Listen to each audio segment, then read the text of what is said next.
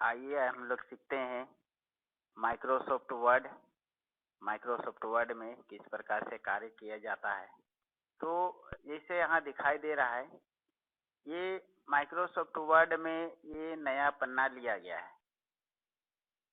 ये हम लोगों का पन्ना का बायां छोर, उसी प्रकार ये हम लोगों का पन्ना का दायां छोर होता है।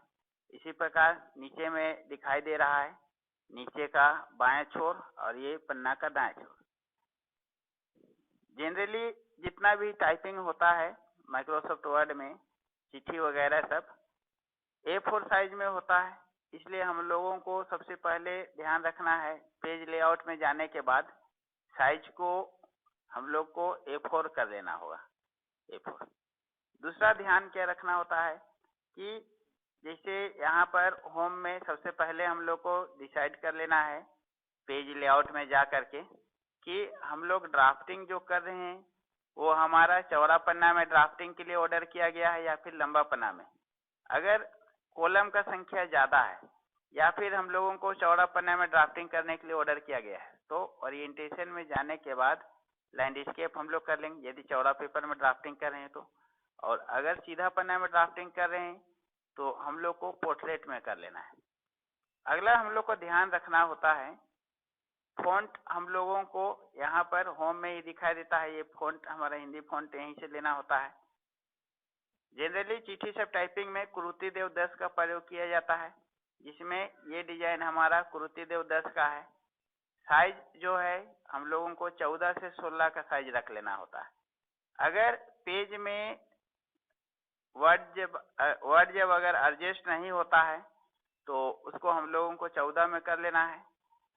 16 का साइज भी ठीक रहता है, सुइटेबल रहता है, तो 16 का साइज कर लेंगे। इस प्रकार से हम लोगों को टाइप करना होता है।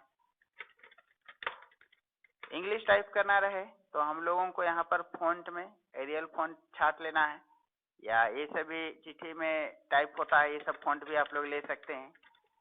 दूसरा ध्यान रखना है, हेडिंग बनाते वक्त हम लोगों को नीचे का साइज से 2-4 फ़ॉन्ट साइज बड़ा रखना है। जैसे नीचे का साइज अगर हम लोग 16 रखे हैं तो ऊपर का साइज हम लोगों को कम से कम 18 या 20 रख लेंगे, तो हम लोग इस प्रकार से हेडिंग बना सकते हैं। हेडिंग हमेशा हम लोगों का बोल्ड होना चाहिए, बोल्ड इस प्रकार से कर लेंगे। हेडिंग हम लोग का पन्ना के बीचों बीच होना चाहिए, इस प्रकार से। दूसरा ध्यान रखना होता है, टाइप हम लोग जब भी कर रहे हैं तो ये हम लोगों का मार्जिन होता है। मार्जिन से हम लोगों का टाइप आगे नहीं करेंगे। अगर मार्जिन से हम लोग अगर आगे टाइप करते हैं तो हम लोगों का जो लिखावट है पूरा अंत पेज के अंत तक आ जाएगा, जिसके कारण हम लोगों का लिखावट सुंदर नहीं लगेगा। मार्जिन को सेट करने के लिए यहाँ पर ये मार्जिन सेट करने के लिए होता है। दूसरा ऊपर में भी इधर बाएं साइड जो दिखाई दे रहा है, इसे भी हम लोग मार्जिन सेट कर सकते हैं इस प्रकार से। तो अगर मार्जिन को सही प्रकार से सेटिंग नहीं किया जाए तो हम लोगों का पन्ना में सुंदरता जो रहता है वो खत्म हो जाएगा। इसलिए हम लोग शुरुआत में मार्जिन को किसी भी प्रकार का छेड़छाड़ नहीं करेंगे।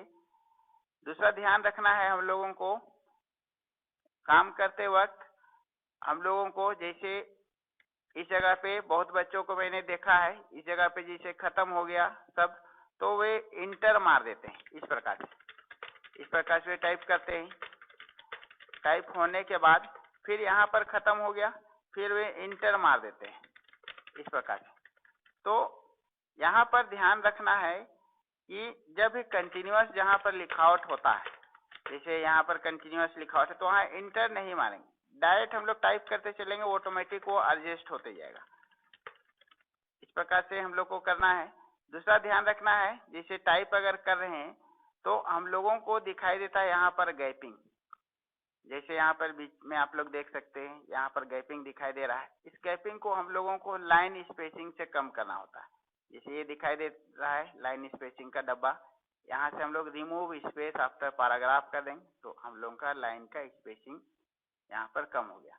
कभी कभी देखा जाता है कि लाइन का स्पेसिंग ज़्यादा रहने पर वो जो लिखावट बहुत फैल जाता है, जिसके कारण हम लोगों का डॉक्यूमेंट सुंदर नहीं दिखता है। तो वर्ड में काम करते समय इन टूलबार्स को ध्यान रख के